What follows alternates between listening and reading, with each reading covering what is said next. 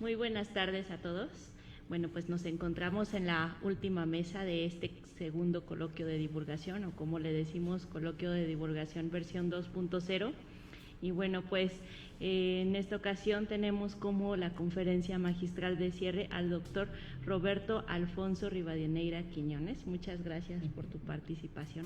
La verdad es que siempre nos honra mucho y nos entretiene y aprendemos demasiado con pues tus ponencias, tus participaciones. Voy a hablar un poco acerca de su trayectoria académica para los que no lo conocen. Él es doctor en Historia del Pensamiento por la Universidad Panamericana, maestro en Filosofía por la UNAM y licenciado en Filosofía por la UP, miembro del Sistema Nacional de Investigadores de CONACYT, profesor investigador del Instituto de Humanidades de la Universidad Panamericana, autor del libro Música y Matemática en la Filosofía de Platón, Remedios y Profilácticos contra el Mal, de la editorial NUN, así como de los capítulos del libro Muerte y Visibilidad en Platón, Armonía y Trascendencia en Dios y la Filosofía, una aproximación histórica al problema de la trascendencia en el 2022, Vestigios de la Academia de Platón en la Universidad Medieval en Cultivo del Saber, EUNSA, en el 21. Y bueno, recientemente ha dictado la conferencia Armonía, Ética y Amor para el Centro Educativo del Ejército y la Fuerza Aérea, CEFA, e impartió el taller de música en el origen, la armonía en el despertar humano para la Universidad Autónoma de San Luis Potosí. Actualmente dirige el proyecto de investigación Arte y Educación por la Construcción de un Mundo Bueno. Es presidente fundador de Entre Logos, institución dedicada a la divulgación de la filosofía, miembro de la Asociación Filosófica de México, AFM, y de la Asociación Latinoamericana de Filosofía Antigua, de la International Platon Society. Sus principales líneas de investigación son la filosofía antigua, especialmente la de Platón, la filosofía de la cultura, ética, antropología, la filosofía de la música y, pues, claro, la divulgación de la filosofía. En esta ocasión nos va a presentar su ponencia llamada Ser o no ser, pasado, presente y futuro de la filosofía. Muchas gracias. Muchísimas gracias, Lilia, por tan cálida presentación. Y pues bueno, me permito compartir con ustedes este texto, esta conferencia de clausura que preparé junto con algunas diapositivas para poder ir reflexionando juntos. ¿Okay? Entonces, como ya lo anunció Lilia, el título de mi conferencia es Ser o no ser, pasado, presente y futuro de la filosofía. En la primera escena del tercer acto de Hamlet, el príncipe de Dinamarca, revela una pregunta milenaria: ¿ser o no ser? El pensamiento humano ha girado alrededor de esta interrogante. En la cueva de Lascaux existe una pintura que ha despertado la imaginación de antropólogos, filósofos, sociólogos y turistas. Es la conocida como el hombre pájaro. ¿Qué es lo que ahí vemos? Del lado derecho, del lado derecho tenemos ahí un bisonte. A su izquierda lo que parece ser una persona, ¿no? Acá está. Debajo de ella, lo que parece un bastón con empuñadura en forma de pájaro. Ahí tenemos algo que parece un bastón. Todo apunta a que el hombre tiene cabeza de pájaro. Incluso si vemos aquí, pues parece que ahí hay un pico. Un pico que se alcanza a ver. También puede notarse que la perspectiva hace pensar en que el cazador está recostado debajo del bisonte. ¿Acaso el bisonte mató a la persona? ¿Cómo saberlo? Algunos antropólogos apuntan a la erección dibujada ahí se ve, indicando un posible priapismo post-mortem, algo común en fallecimientos traumáticos. Se ha sugerido que este cazador está muerto y que el rostro en forma de ave en realidad es una representación del alma o de alguna forma de trascendencia. Así también lo sugiere el bastón con la empuñadura de cabeza de pájaro. Si esta interpretación es correcta, es probable que estemos ante una de las primeras manifestaciones artísticas mortuorias. Esto es en sí mismo ya algo relevante, pero lo que me gustaría apuntar aquí es lo que yace más allá de la pintura, la concepción de una vida más allá de la muerte, además de tener indicios claros de racionalidad. Apunta hacia la pregunta de Hamlet: ¿ser o no ser? Una propuesta post-mortem es indicativa del deseo de continuar siendo, de responder por el ser, de negarse a dejar de ser. Podríamos, junto con Heidegger, preguntarnos ¿por qué el ser y no más bien la nada? ¿El sapiens sapiens de Locke se habrá preguntado lo mismo? Ciertamente lo que él y su comunidad se preguntaron y sobre todo respondieron fue que el ser subsiste. El instinto de supervivencia parece formar parte del devenir cósmico. Nuestros ancestros buscaron explicarse si esta vida es todo o hay algo más allá. Tal vez ellos no lo sabían aún, pero estaban elaborando una de las preguntas filosóficas más importantes: ¿qué es la muerte? La filosofía estuvo presente ahí hace 15,000 años, cuando se pintó ese bisonte y a ese cazador. No surgió como un elaborado argumento, sino como una necesidad espiritual: entender la vida. Pero la vida no comenzó a comprenderse mediante rigurosos sistemas de pensamiento. Fueron los relatos de los ancianos, chamanes y espiritistas quienes dieron las primeras pinceladas del andamiaje filosófico. En el discurso mitológico hay trazos de verdad que no deben ser ignorados. Pongamos, por ejemplo, los mitos cosmológicos. En el judeocristianismo, al principio no había nada y luego Dios creó con la palabra. Como lo podemos ver aquí, que les traigo en esta diapositiva, el inicio del Evangelio según San Juan, en donde, además, a mi entender, San Juan está respondiendo a la pregunta de los presocráticos, ¿no? En el principio era el Logos.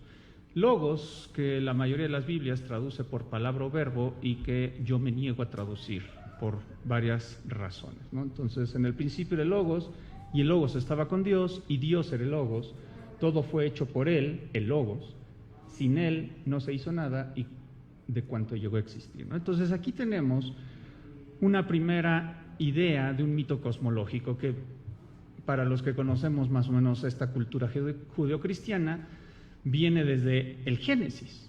Antes no había nada y Dios creó, ¿no? Si hubiera traído aquí también el Génesis, diría: y Dios dijo.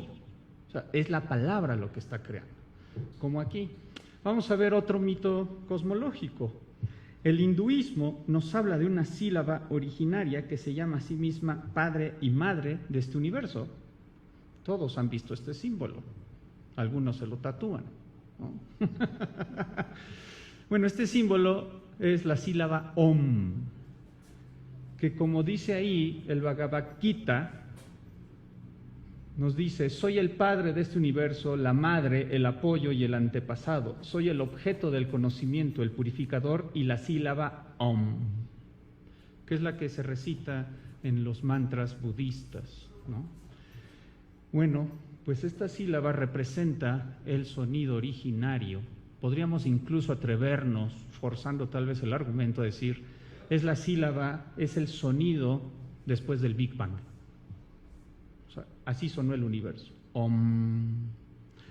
Vamos a un tercer mito cosmológico, el que aparece en el Popol Vuh, ¿no? Solo para ver cómo tres concepciones mitológicas completamente diferentes parece que quieren responder la misma inquietud.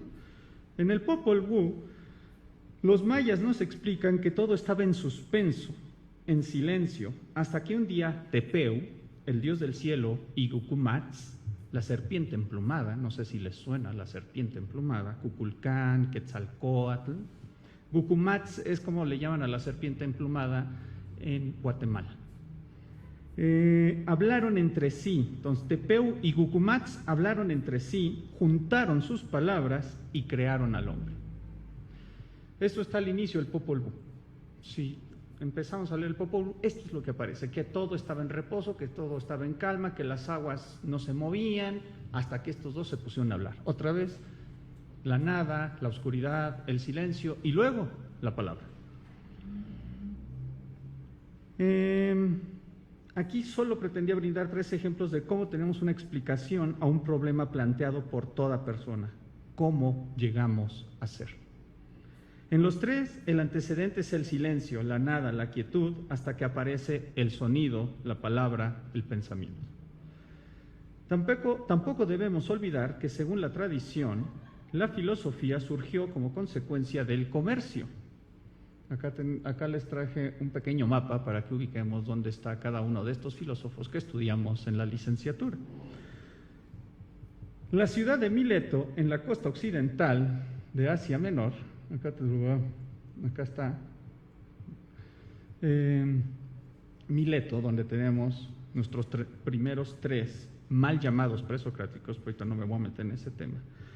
Era el emplazamiento comercial de Náucritas en Egipto, por poner un ejemplo, era una de las ciudades comerciales más importantes de la antigua Grecia.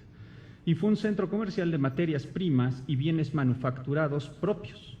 Los tejidos de lana milesios fueron famosos en toda la Hélade. Sus conexiones se extendían hasta el Mar Negro por el norte, Mesopotamia por el este, Egipto por el sur y las ciudades griegas del sur de Italia por el oeste. El punto neurálgico de la actividad comercial en el mundo antiguo, en el que se convirtió Mileto en el siglo VI a.C., fue determinante para el intercambio no solo de productos y bienes, sino de ideas. Junto con las telas finas, las especias y la oliva, llegaron las matemáticas, la lógica y las concepciones cosmológicas de otros lares. Aristóteles reconoce, por ejemplo, que las matemáticas vinieron de Egipto. La concepción dualista de la persona de Platón, junto con el tema de la reencarnación, tiene probablemente orígenes orientales. Y como si de comercio se tratara, estos milesios se atrevieron a negociar con los dioses las explicaciones sobre el cosmos. Los filósofos como Tales, Anaximandro y Anaxímenes miraron hacia afuera al mundo de la naturaleza e hicieron de la inteligencia humana una herramienta para luchar contra los secretos que guarda el universo. El desplazamiento de lo religioso y mitológico hacia lo filosófico tuvo su origen gracias a la bonanza en la que vivía la sociedad milesia y a un sistema aristocrático que permitía el libre flujo de conocimientos. Así, los mal llamados presocráticos iniciaron la búsqueda por las respuestas a las mismas interrogantes con un enfoque novedoso. La curiosidad y el asombro se encauzaron metodológicamente por la vía racional. En lugar de mitos cosmológicos surgieron teorías cosmológicas. Que si el agua, el aire, los 4 elementos, las ideas, la substancia daban orden y sentido al cosmos. Lo relevante no fue la precisión de la respuesta, sino la profundidad de la pregunta y el camino para alcanzar cierta explicación racional. La filosofía surge gracias al asombro, pero no es asombro. No debemos olvidarlo nunca. La filosofía, no debemos olvidarlo nunca, tiene su base en el cuestionamiento. Esta cita que les pongo aquí es donde Platón en Téteto nos explica, ¿no?, que justo el asombro es lo que es característico del filósofo, es el asombro lo que nos lleva a hacer filosofía. Y esta cita, que es de Sócrates, que tiene que ver con lo que voy a leer a continuación, me parece muy importante. Que acá nos dice Sócrates: ahora que el Dios me asigna, según he creído y aceptado, el puesto de vivir filosofando, y nos dice qué es vivir filosofando, que es examinarme a mí mismo y a los demás. Entonces, La mayéutica, probablemente el método filosófico por excelencia, surge a la par de esta revolución intelectual. Cuestionar, interrogar, examinar, confrontar es la esencia de la filosofía. Y lo es porque es lo que late en el núcleo de la racionalidad. Somos racionales porque podemos cuestionarnos a nosotros mismos y al mundo. Sin esto no habría ni seres humanos ni filosofía. La máxima socrática que invita a examinarnos da en el blanco de cuál debe ser la actitud filosófica por excelencia. La filosofía ha de problematizar, increpar, incomodar hasta obtener respuestas razonadas y razonables. E incluso habiéndolas obtenido, continuar cuestionando. A Sócrates se le conocía como el tábano de Atenas. Un tábano es un tipo de mosca que fastidia a las reses. Ser un tábano significa ser alguien molesto para el status quo, para las creencias irreflexivas, para las personas que creen que hacen ciencia, para quienes hacen de sus conjeturas premisas silogísticas. Hace falta ser tábanos. No sería una mala idea crear una comunidad de filosofía o un canal de YouTube que se llamara El Tábano, los tábanos. La actitud del tábano es la que la filosofía requiere. La investigación fructífera comienza siendo incómoda porque cuestiona, pues quien no cuestiona no averigua nada nuevo. Como consecuencia de esta investigación, la reflexión filosófica bajó del cosmos a la polis y al hombre. ¿Qué es el hombre? Los sofistas, junto con Sócrates, abrieron esta senda. Fue el nacimiento de dos ciencias, la ética y la política. Con cada escuela de pensamiento filosófico surge inevitablemente una forma de ver la vida y de vivir la vida. De las 6 escuelas antiguas, la socrático-platónica, la aristotélica, la estoica, la cínica, la epicúrea y la escéptica, se desprenden una forma de vivir. Cada una inevitablemente lleva a sus discípulos a tener una forma de vida, que aquí más o menos son como algunas cosas que otros dicen de ellos, ¿no? O sea, por ejemplo, es interesante como, no me acuerdo si es Plutarco quien justo se refiere a los socráticos platónicos como orgullosos, que tienen siempre las cejas arqueadas, ¿no? Se creían mucho. Los aristotélicos son los científicos desinteresados, teoréticos, los estoicos eran exageradamente austeros, los cínicos son los no civilizados. Recordemos las famosas anécdotas, que no voy a citar aquí porque hay jóvenes, muy jóvenes presentes. La epicúrea, que curiosamente los epicúreos constantemente estaban a dieta, a diferencia de lo que se piensa hoy del epicureísmo. El epicúreo era quien buscaba reducir al máximo los placeres necesarios y naturales.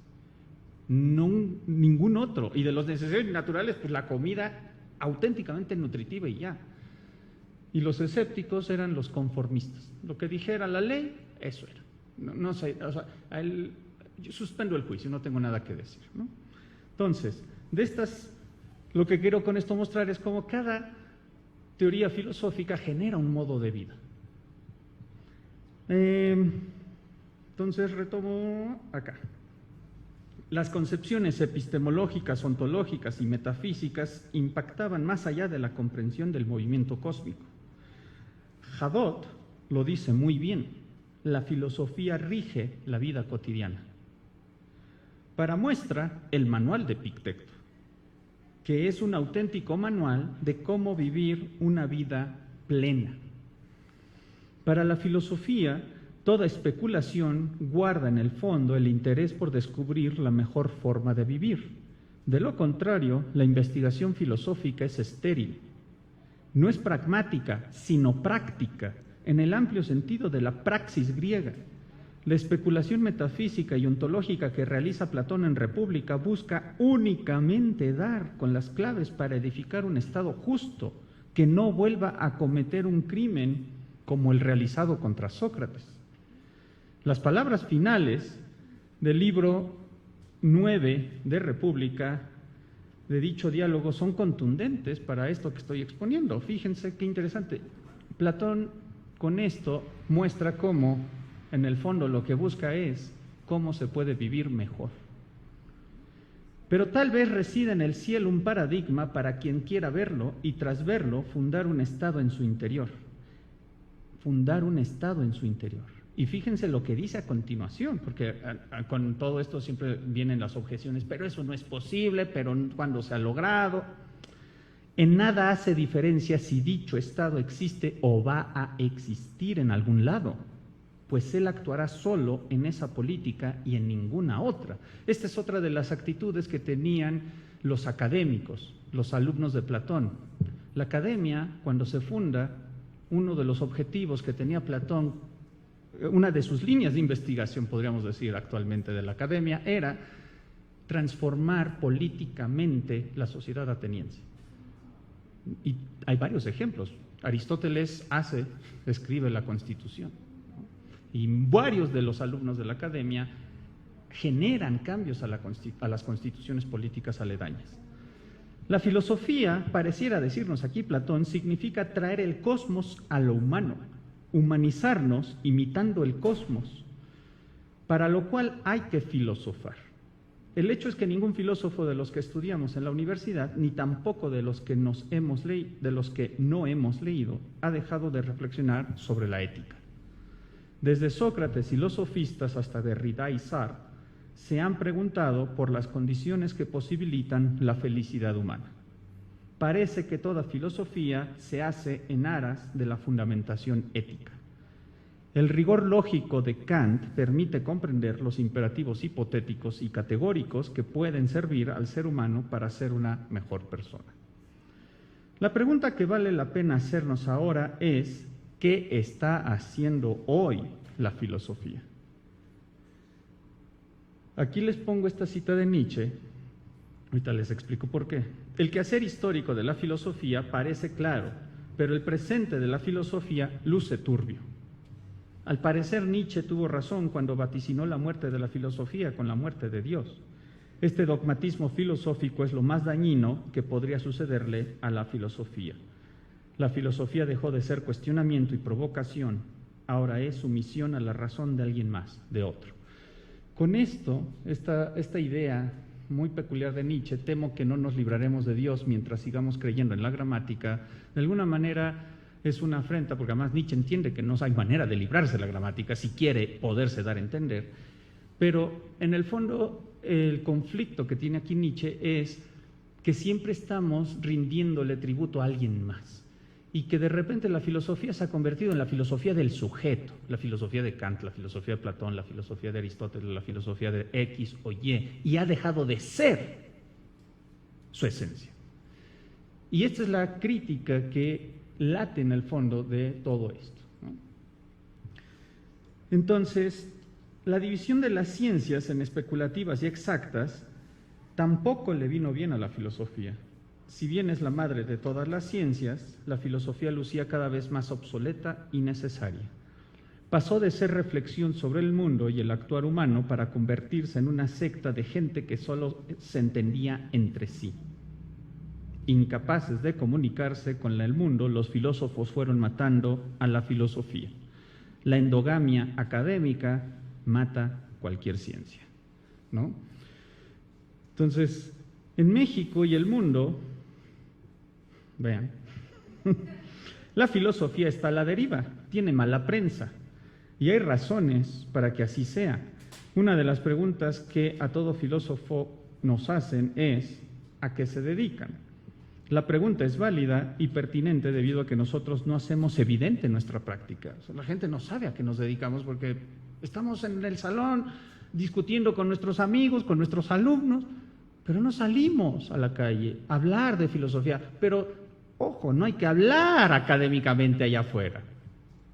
Hay que ayudar a que alguien que tiene un desorden intelectual lo ordene. Eso es lo que nos enseñan en la carrera. A estructurar un argumento, a encontrar el problema y hallar una solución ordenada.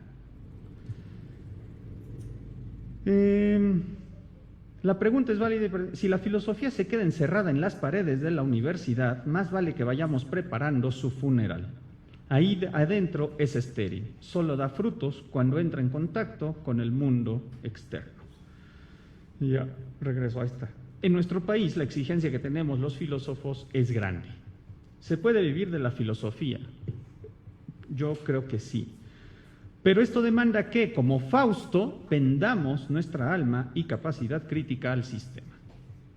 Si aspiramos a ser investigadores nacionales, es necesario publicar artículos en diversas revistas indexadas, avaladas por el CONACYT, publicar libros hiperespecializados que solo leen 2 o 3 colegas. O sea, no sirve de nada. Es decir, hay una enorme cantidad de producción inservible. Ser SNI requiere que se hagan cosas que alejan a la filosofía de la gente. ¿No? O sea, ahí estamos todos los que somos SNI. Espérame, pero quiero ver cuál es Scopus, cuál está en Web of Science, cuál tiene... O sea, ¿no? Y como ahorita justo nos platicaron con Ciencia y con la revista, es eso, ¿no? Es estar cazando en qué revista puedo publicar, y no importa qué es lo que voy a publicar, lo importante es publicar. Y este es el error. ¿Hay que publicar? Sí, pero hay que publicar cosas que merezcan ser leídas, que a la gente le interese, que realmente aporten a la sociedad algo nuevo y a un futuro investigador también. El entrenamiento filosófico dentro de las aulas es necesario, ni qué decir, ¿no? Pero también lo es salir a la calle a explicarla al ciudadano de a pie y decirle cómo la filosofía puede servirle para comprenderse mejor. Esto es precisamente lo que era la filosofía y debe volver a ser. La divulgación de la filosofía le permite continuar siendo. Estos coloquios, los libros donde se analiza filosóficamente una serie de televisión, películas o canciones de rock, acercan la filosofía a la gente, ¿no? No podía faltar mi amado Star Wars. Próximamente saldrá un artículo mío sobre Star Wars y la filosofía. Y mi amada Metallica, que yo sé que esto lo puse provocativamente porque a Luis no le gusta Metallica. Pensé en poner el de Pink Floyd, pero decidí que esta era mi conferencia. Y entonces puse a mi grupo favorito, que es Metallica. El punto es, esto ayuda un montón. ¿Por qué? Porque nos permite entender las cosas que están sucediendo a nuestro alrededor de una manera profunda y amena. También, estos coloquios, bla, bla, bla, los cafés filosóficos, como el que hace ratito escuchamos y otros que hay, los conversatorios, como el que nos vino a proponer también Theorein, que ya se nos fue, y demás actividades son el modo de hacer filosofía, ¿no? O sea, todo esto. Y aquí pues no podía faltar, esta es mi página, ¿no? Este es Entre Logos, esta es la página que yo creé, de eso hablaré en otro momento. Tengo página Facebook, YouTube, Instagram, donde doy cursos de filosofía para no filósofos, ¿no? TikTok, justo he estado pensando, el otro día subí una cosa a Facebook diciendo, llevo toda la pandemia resistiéndome a TikTok, pero ya está el doctor Zagal, tiene TikTok. Bueno, sigo. Es imperante recuperar la tradición con la que nació la filosofía. Saber epistemología, metafísica, ontología, estética, tablas de verdad, lógicas de predicado y términos filosóficos rimbombante es infecundo si eres incapaz de traducirlo en ideas coloquiales y accesibles a cualquier ser humano no filósofo. Por otro lado, es necesario que la filosofía forme parte de la currícula académica desde el inicio. Como hemos leído y escuchado tanto, o sea, esta es una de las frases más famosas en filosofía, todos los hombres desean por naturaleza saber. Esta apertura magistral de la metafísica de Aristóteles advierte el hecho de que todo ser humano es filósofo por naturaleza. No existe nadie que no se haya hecho las preguntas existenciales por excelencia. ¿Quién soy? ¿Para qué estoy aquí? ¿Qué es la muerte? ¿Hay vida después de la muerte? ¿Qué es el bien? ¿Cómo se originó el universo? ¿Existe Dios? Cada respuesta que damos a estas preguntas determina el modo de acción de la propia vida. Por esto resulta más importante que quienes nos dedicamos profesionalmente a la filosofía aterricemos nuestras conclusiones y reflexiones con quienes son filósofos naturales. Y ahorita voy a leer algo que ya leyeron nuestros amigos de la revista, y yo cuando lo vi dije, no puede ser, o sea, de tantas opciones escogieron los mismos 4 puntos. La divulgación de la filosofía es una necesidad para que ésta conserve el ser. Decidir el ser de la filosofía es impulsar su divulgación. Como Gabriel Vargas y Luis Patiño escriben en La difusión de la filosofía, los 4 retos que enfrentamos como comunidad filosófica son, la ventaja es que yo, y estuve a punto de decir, los voy a poner ahí, qué bueno que no, porque ya nos lo pusieron, pero bueno, son tan importantes que hay que repetirlos. 1. Hacer valer en el espacio público la producción filosófica generada por sus propios investigadores. Tenemos que salir a apropiarnos del ágora. O sea, hay muchas ágoras hoy. Comprender que el papel del filósofo no solo es investigar e impartir clases, sino también poner al alcance de todos los aportes de la filosofía. Si nosotros no enseñamos a pensar, a estructurar, a ordenar la mente a el resto de la gente, ¿quién se los va a hacer? Si tienen suerte, un matemático, un físico. Pero nosotros debemos salir y ayudar a ordenar un conflicto existencial, un problema ético, un problema político, para evitar ver lo que está pasando en Facebook o en YouTube o en Twitter o en cualquier red social donde el nivel de discusión político es lamentable. O sea, vemos falacia tras falacia, es tanto que no se puede ni empezar a decir, espérame, aquí es una dominen, aquí hay un hombre de paja, no podemos. O sea, ¿y por qué llegamos a eso? Porque no hemos salido a hacer una labor de divulgación. Defender que la filosofía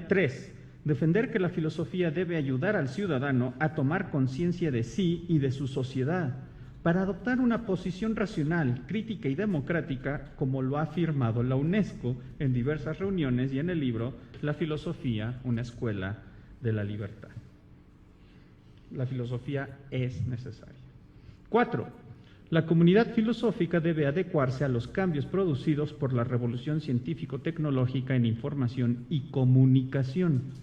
Si queremos un sector joven interesado en la filosofía, debemos utilizar Internet, Twitter, Facebook, YouTube, y ya se cansó otra vez esto, TikTok, blogs y podcasts que acerquen la filosofía a estas nuevas generaciones.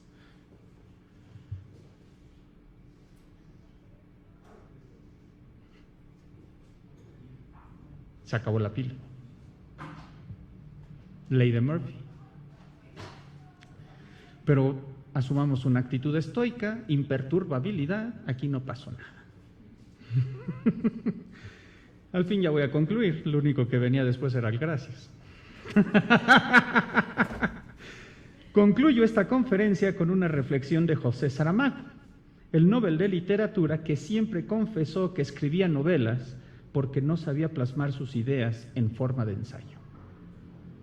En una de sus últimas entradas a su blog escribió lo siguiente, cito, creo que en la sociedad actual nos falta filosofía como espacio, lugar, método de reflexión, que puede no tener un objetivo concreto como la ciencia que avanza para satisfacer objetivos.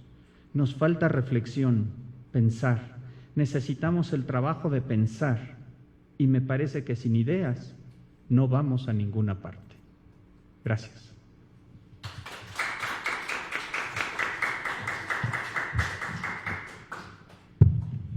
Muchas gracias, Roberto, por tu participación y bueno, pues vamos a dar oportunidad de los comentarios.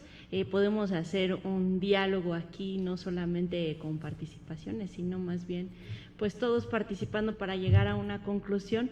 Tu participación, como siempre, pues muy buena, espectacular. La verdad es que justo siempre que te escucho es lo que me pasa, digo, es que si nosotros como profesores de filosofía o todos tuviéramos como ciertos talleres de didáctica para llegar al salón y hacer que al alumno también le llamara la atención, yo creo que no estaríamos en crisis como estamos ahorita, ¿no? No nada más en México, o sea, ya hemos visto las noticias, en España están igual con la crisis de la filosofía, la están quitando de las preparatorias, ¿no? Entonces, tendríamos que hacer a lo mejor una red, o tenemos que hacer, yo creo que ya es obligatorio, y nosotros como divulgadores de la filosofía, pues reforzar esta situación, hacer que pues nuestra tarea de divulgadores vaya más allá. O sea, a lo mejor sí lo veíamos como un chiste de TikTok, ¿no? Pero es que realmente sí, TikTok nos podría acercar más a los jóvenes, podríamos hacer que ellos mismos pregunten. En pandemia, por ejemplo, a Luis se nos ocurrió las cápsulas COVID, y todavía apenas surgió algún problema político y todavía nos decían, oye, ¿por qué no hablas de esto? Aunque ya habían pasado, ¿no? Pero ¿por qué? Porque sí hay allá afuera gente que le interesa lo que nosotros hacemos, cómo se divulga, cómo se piensa, ¿no? Entonces, bueno, sin más, vamos a comenzar con el diálogo. ¿Quién quiere participar, preguntar?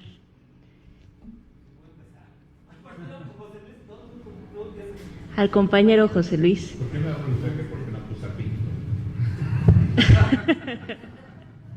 conclusiones que aparecieron con Nietzsche son parecidas a un texto de Giorgio Colli que se llama Parménides y Protágoras. Se llama así el texto, está editado en el sexto piso. Toma, sexto piso, eso es un texto de los años 60. Una serie de conferencias que da, se lee todo el Parménides, y lo va comentando. Muchos son sus alumnos de hace mismo, pero llega a la misma conclusión en cuanto que Platón, y hasta lo señala a Platón, de que la filosofía se llega para ser objeto y desaparece la oralidad, desaparece, dice así, desaparece la forma de pensar, el discurso racional que se propone, una teoría de la razón que es lo que propone Parménides. Luego con Protágoras, no les a Protágoras, sino a Empédocles. Y dice, es que ellos comenzaron a jugar con el concepto de realidad para justificar la negación, o sea que es posible un fenómeno con la realidad y la idealidad, y empezaron a justificar cómo era posible la idealidad. Entonces llega Platón y dice a partir del sujeto, y ahora todo lo que nos llega como filosofía tiene que ser a partir de un texto alfabetizado y no de la expresión oral. Hoy vivimos la fragancia de la filosofía expuesta a la oralidad y no la dramatización de la verdad del texto filosófico. Más bien, yo no considero que estemos en una crisis. Yo creo que la filosofía ha optado ahora por buenas fragancias, porque ahora las cápsulas estas que hacen los inspiradores, algunos son docentes, otros son filósofos. Estas pequeñas cápsulas, estas pequeñas intervenciones a partir de la oralidad, el video, el audio, es esa fragancia que ahora nos llega de otra manera, no nos llega a partir de, digamos, de este reino de la alfabetización especializada, un concepto, no llega, pero porque las formas o los canales de comunicación que han desarrollado esta revolución tecnológica, digámoslo así, no está especializada, no adquirimos, no acreditamos, no ayudamos de la filosofía, de la especialización. Nos quedamos con una fragancia, y esa ahora es más intuitivo el asunto, como este queso completo y le corto una mitad. El queso dice experiencia, pero está la mitad afuera. Esa unión entre lo que está afuera es lo que se va incorporando. Esta analogía de la inclusión como una idea de enriquecer cada momento, a decir, esta completud, este todo se comporte en una división. Eso es lo que he visto yo en mi práctica. Una parte ya la trae el recursos pragmáticos, pero esa pequeña parte filosófica, esa fragancia, lo une con identidad. Ahora es esa la orientación a la que obedece la más media de esa opción. Sí, porque el reino de la dramatización o de la verdad dramatizada ha perdido terreno. Pero eso es lo único que ha perdido. Eso no quiere decir que no exista o que no, aún no habite en el currículo formato original. Sí coexiste, pero ya se refiere a un muy especializado en cuanto a la expresión filosófica. Eso es Gracias, José Luis. De lo que decías me dejas pensando en dos cosas, ¿no? Efectivamente, esta oralidad que hemos ido perdiendo, que me parece de una paradoja, ¿no? ¿Cómo podríamos pensar o hacer filosofía y sin desperdiciar lo que se hace, sin escribirlo? Digamos que está el Fedro, la escritura, o sea, el mito de Tautitamos. La escritura, como bien lo anuncia Platón, no es un bien, ¿no? Para él es el mal que viene a generar todos estos problemas de oralidad, que ni el propio Platón logró sortear, porque pues, él escribió estos diálogos como parte de la discusión interna de la academia. En la academia se hacían una serie de ejercicios orales, justo, definir una calabaza, ¿no? Es uno de los, hay por ahí Epícrates tiene una anécdota burlándose de ese hecho. Pero entonces, ¿cómo podría yo haber conocido a Platón o a Aristóteles o a Sócrates o a cualquiera de los que leemos sin la escritura? Y al mismo tiempo la escritura, en lugar de que la entendamos como algo con lo que podamos dialogar para salir a dialogar, como bien dices, parece que nos ha generado este enclaustramiento, ¿no? O sea, como lo mencioné, esta endogamia filosófica, ¿no? O sea, solo nosotros y fuera de nosotros no vas a entenderme, ¿no? Y esto me parece, además de soberbio, pues fatal para la filosofía. Y creo que es imperante recuperar esa oralidad, ¿no? Esa oralidad que es, como también decía aquí Lilia, saber cómo llevar la filosofía a nuestros alumnos y a cualquier persona, ¿no? O sea, a nuestros alumnos, a nuestros amigos, a nuestros tíos o tías o primos que no estudian filosofía, pero que a lo mejor un consejo de Epicteto o de Nietzsche o de Schopenhauer les podría servir en su vida, pero explicándoselos de una manera amigable, ¿no? O sea, ahí es donde la oralidad, el salir al ágora, el atrevernos a… Tal vez las redes sociales pueden ser un espacio, tal vez, pero tenemos que tener mucho cuidado. En mi experiencia en las redes sociales hay tanta libertad que no hay nada que lo regule, entonces es muy fácil el linchamiento por pensar distinto, ¿no? Porque no nos han enseñado a discrepar, no nos han enseñado que la confrontación es sana, es buena, que eso es lo único que genera, el diálogo es lo único que genera una posible verdad, ¿no? Gracias, José Luis.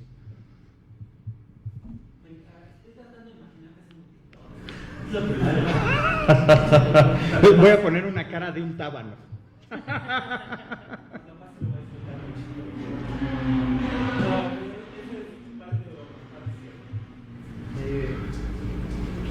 Hay algo que me gustó mucho en todo el planteamiento, porque aparte nosotros la filosofía lleva como una pluralidad, cuando vi el mapa de que hay que aportar, como los feministas y demás, yo tuve la tentación de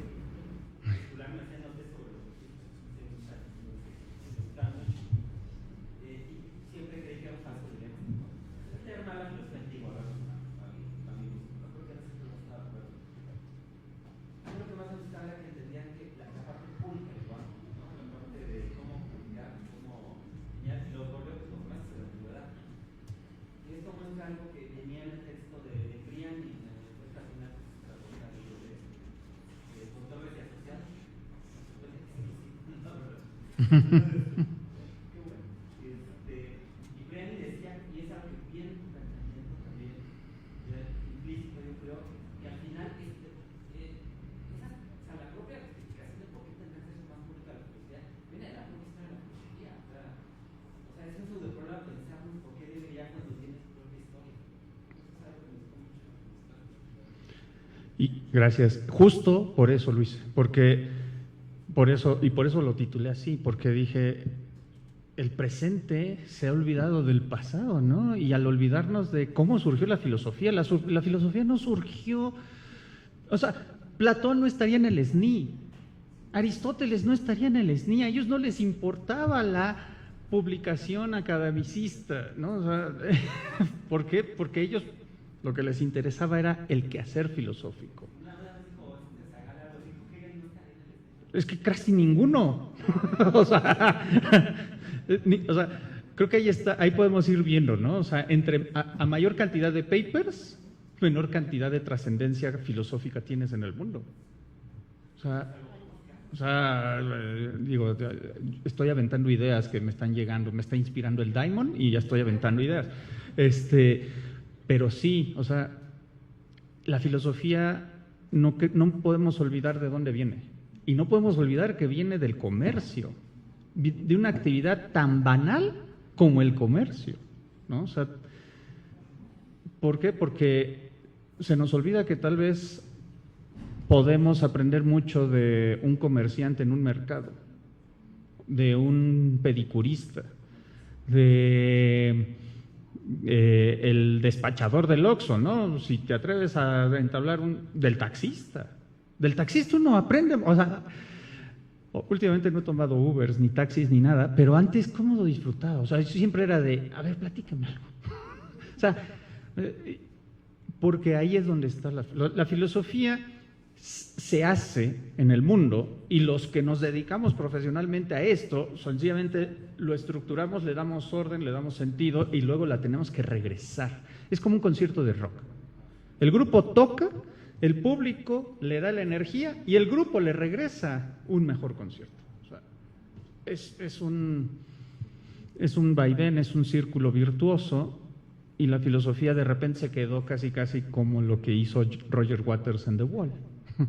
Voy a tocar y voy a hacer un muro entre los músicos y el público. Parece que la filosofía está creando muros y hay que romper esos muros, ¿no? Hay que llegar a la última parte de The Wall para reventar los muros y penetrar en todas las almas que necesitan de una filosofía sana. Porque si no van a leer a Nietzsche y no lo van a entender. O sea, hay que leer a Nietzsche, pero tienes que leerlo con guía. O a Schopenhauer, o a Platón, o a Aristóteles. Gracias. ¿Alguien más tiene una pregunta? También si alguien del público que nos sigue en Facebook tiene una pregunta, pues la podemos contestar. Ya saben. Muchas gracias. Qué interesante cierre. Qué interesante forma de cerrar. Porque el problema está ahí. El problema, o sea, no es así también que Sagan está presente en ellos y ya problematizando también el tema. O sea, el discurso bien está.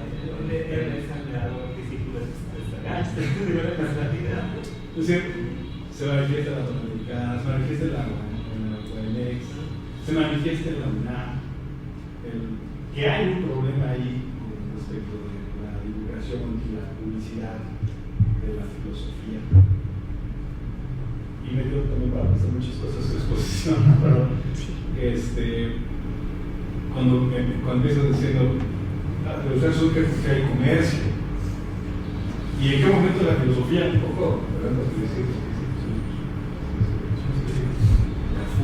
Ahora hay que regresar al comercio, al barrio, a la merced, a Tepito, al mercado, ¿no? Incluso la figura del hombre frenético. Eran hombres del mercado los que eran hombres frenéticos. ¿Qué le pasa? Claro. Entonces, ¿en qué momento, no digamos torció el camino, en qué momento se convirtió la filosofía en esto de estar exclusivamente en un claustro? Yo también ya no soporto seguir dando filosofía en un salón con 50 minutos con un tema preestablecido. ¿En qué momento va a ser la Sofía la protesta de cambió el sistema educativo? La labor viene no solamente de una crítica que se tiene que venir haciendo al interior de la academia, creo yo, la misma divulgación tiene que impulsar la manera en que estamos en la academia. Muchas gracias, la verdad, da mucho que pensar. ¿Alguien más tiene una pregunta? Aquí, por ejemplo, a mí me viene mucho que cuando estaba en la carrera tenía maestros existencialistas y decían, no, ¿en qué momento nos convertimos en sofistas, ¿no? Y aquí es el mismo argumento, pero en positivo, ¿no? ¿Por qué no regresamos al comercio, pero para poder llegar a más gente, ¿no? Para que la gente conozca lo que hacemos, para que seamos útiles a la realidad, ¿no?, que nos está aconteciendo en este momento. ¿Quién más quiere participar?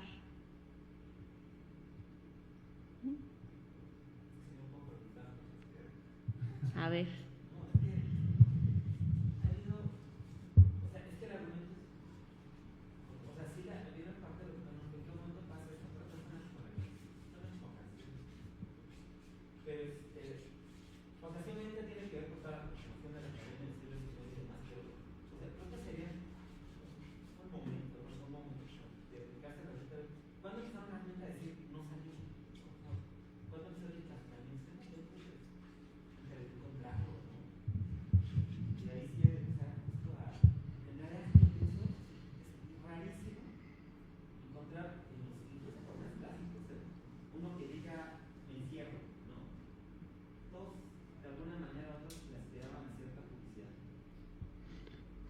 Tal vez tenga... Sí, no, pero me viene una idea a la cabeza que habría que trabajar. La comparto para que la trabajemos, para que la dialoguemos, pero la Edad Media y la universidad era muy,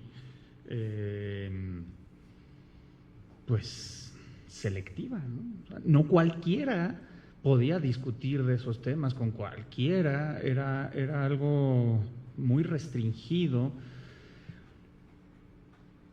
No sabemos de Kant dialogando con gente, no sabemos que caminaba y era el reloj, ¿no? O sea, la anécdota de que todo el mundo ajustaba su reloj con Kant, pero nadie dice Kant hablaba, como Sócrates, que llegaba y decía, a ver, ¿quién quiere?, ¿no? Como el profesor ayer. Fue de ayer el profesor de el lamentable acontecimiento académico de ayer, del IPN, del ESIME. Pero en lugar de retar a trancazos a un alumno, es retar a un diálogo. A ver, ¿tú por qué crees que López Obrador bien? ¿Tú por qué crees que López Obrador mal? Pero con un diálogo, no de una manera violenta y torpe. Ahora, y ya este enclaustramiento creo que sí es muy propio del siglo XX. O sea, tal vez la Edad Media, pero el siglo XX y ahora lo que estamos viviendo, esta hiperespecialización en todas las ciencias, no solo en la filosofía. O sea, el médico general es cada vez más raro. O sea, es el cardiólogo, y ahora hay el cardiólogo que se especializa en la cavidad 4. ¿No? Ah, no, yo tengo problemas en mi cavidad 3, no, entonces vas con otro. Ese absurdo está alejando, pues, a la gente de todo posible conocimiento y me parece de la verdad, del bien, de la ciencia, del desarrollo, del avance, del progreso. Y la filosofía no está exenta a ello, ¿no? O sea, creo que va por ahí. Y lo otro es la soberbia humana. O sea, el vicio de la soberbia, en donde, ¿por qué? Como la pregunta de Adolfo, ¿por qué hemos dejado de ir al mercado a platicar filosóficamente con alguien? Y platicar filosóficamente con alguien no es llegar a decirle, oye, pero ¿cuál es tu planteamiento ontológico? ¡No! Llegar a platicar con alguien es, escuchar que te digan, no, pues es que yo la verdad creo que las religiones son una mera sacada de dinero, porque de esto nada sirve, yo creo en Dios, pero, ok, vamos, ya tenemos un terreno sobre el que platicar. Vamos a ver, ¿crees en Dios o no? Sí, ok. No en las religiones, no. Ok, ¿por qué no crees en las religiones? Concretamente, ¿en cuál religión? ¿No? ¿A cuál religión? Y puedes empezar un diálogo, pero de una manera como lo hacía Sócrates, con preguntas sencillas. Esas preguntas que son las más difíciles de hacer. Lo más difícil es preguntar simple. Entonces, no sé si por ahí ha ido, ¿no? Que, como bien decía Ortega y Gasset, la claridad es la cortesía del filósofo, y se nos ha olvidado ser corteses, porque yo creo que no nos entendemos y por eso nos escudamos en el barroquismo académico. No sé, pienso al aire.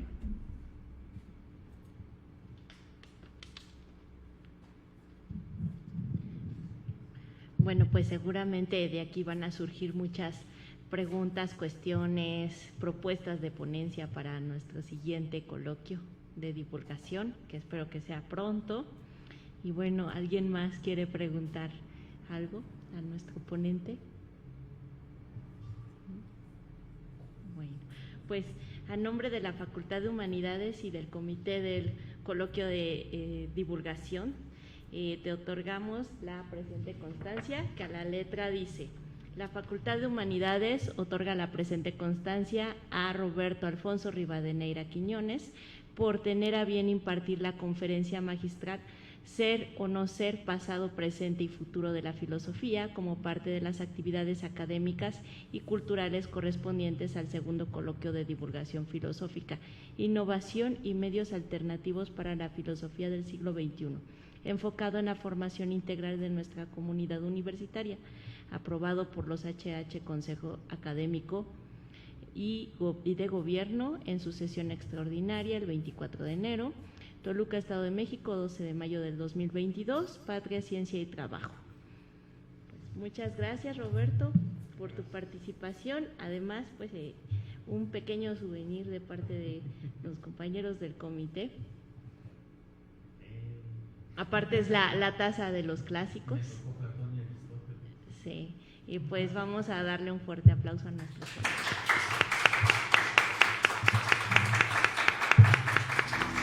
Gracias a todos.